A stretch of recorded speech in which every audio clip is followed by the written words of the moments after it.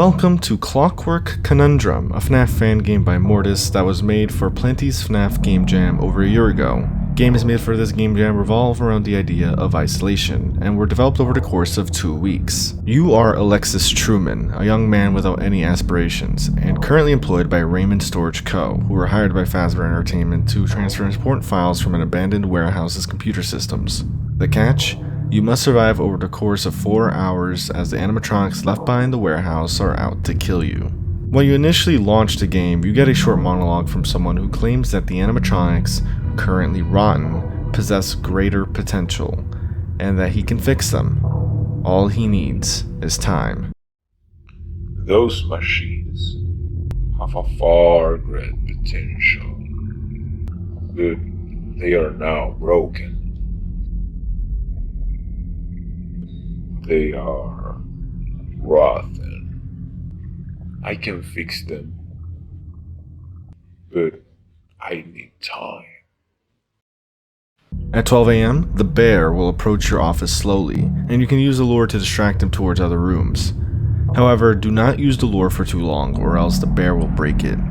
If the lure is active in the same room as the bear, the durability will slowly decrease until it breaks permanently. The files you extract from the warehouse's systems seem rather normal at first, except for things like paranormal findings, suggesting that Fazbear Entertainment is keenly aware of their likely haunted mascots. Even one of Fazbear's safety rules for night guards literally states, if you see a child in the building, that's not a child. Call the Fazbear Emergency Service and don't try to call 911. They have their own hotline for child apparitions. As if that isn't ominous enough, you're also warned to not scream, and given a little message at the bottom of the rule stating, you can't escape. There's another weird rule here that states, quote, remember to be good with your friends. Odd, considering you're here alone to begin with, unless they're referring to the animatronics for some odd reason. Who knows, if you reached out to become friends with them, maybe they won't be out to kill you so much. At 1 a.m., the lion is active. If the lion is not on any cameras, you must use the heat detector in your room to figure out which doorway he's standing at. Once you've discerned his location, use the flashlight at the correct door to make him leave. This time around, there are some new files, one relating to Betty's birthday, along with more paranormal findings. Betty might be one of these children that appear at night, considering her birthday is important enough to be archived in these systems. At 2 a.m., you must beware of the fox. Or wolf, I guess? He enters the vent in order to go to your office. If you hear any noises coming from the vents, use the camera's green mode to locate him and shock him.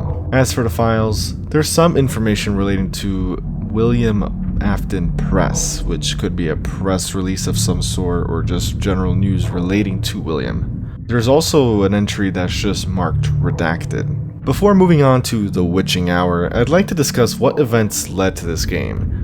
In general, it's heavily implied that Fazbear knows about the child spirits that haunt the abandoned warehouse, and likely possessing the animatronics.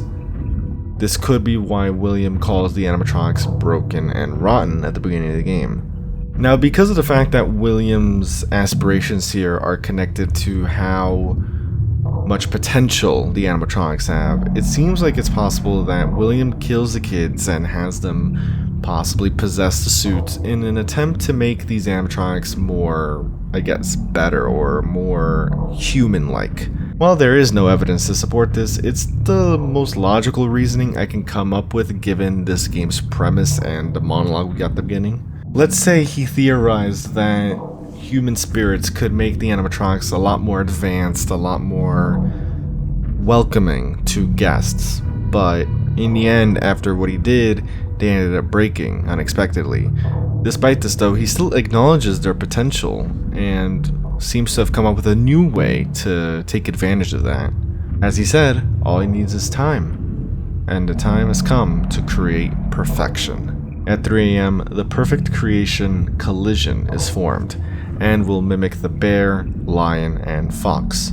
Or wolf, I don't know what to call it. Use all of the tools at your disposal to keep it at bay. If they are not present on camera, they will be attacking the opposite side of where they were last seen. They will also break the lure more easily, which urges more vigilance on cameras to keep it intact. The files on the computer consist of a Sunday video file as well as a job interview document for Jacob Schmidt.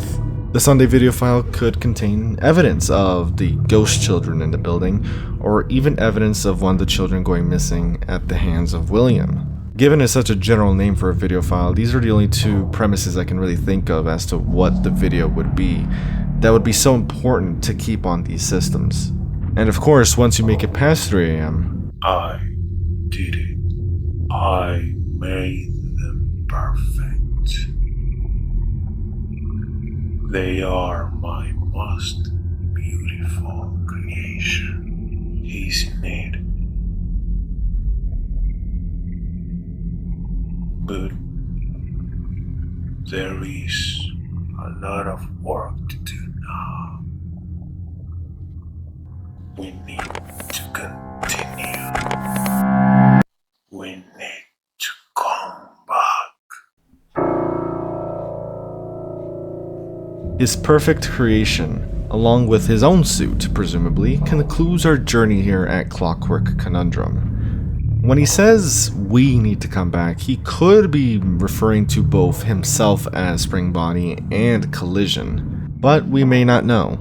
I initially held off on making a short story breakdown on this game because I had heard some rumblings about a potential sequel back when the game first released, I think a couple weeks or months after, but I can't find any mention of that anymore. I don't remember if it got cancelled or is on hold or game page never really materialized, given how many projects Mortis is a part of at the moment. As a result, I figured I'd take a crack at what's provided here. While there is a custom night, nothing happens after beating Magic's difficulty, and the files that you decrypt on that night are all scrambled assortments of letters, numbers, and symbols. In the end, Alexis Truman probably won't be returning after tonight, hopefully for their own good, and William got his wish, and will probably continue to wreak havoc one way or another with their precious creations. But of course, with all that said, I hope you did enjoy. If you did, leave a like, hit that notification bell to keep up to date on future videos. It took me a bit longer to get a story breakdown out this time around. Normally I try to go for 1, maybe 2 a month if I can manage, but I will admit I got a little bit lazy this month after the magic hour. But I'm, picking up my pace again. I'm currently working on Crawl Space, which is gonna be interesting. It's probably gonna be my most, I think it's one of the most theoretical story breakdowns I'll be making, honestly. There's just so much to tackle, so much interpretation going on in that game, and I don't know, I'm pretty excited to finalize that, but that probably will be coming out for a couple weeks now. Of course, if you have any suggestions for story breakdowns for games that I've covered before, feel free to let me know in the comments. Or even if it's a game I haven't played, feel free to suggest it, because then I could probably end up playing it and then, decide from there if I want to make a story breakdown on it. But of course, with that said, the game's in the description below as always, and take care.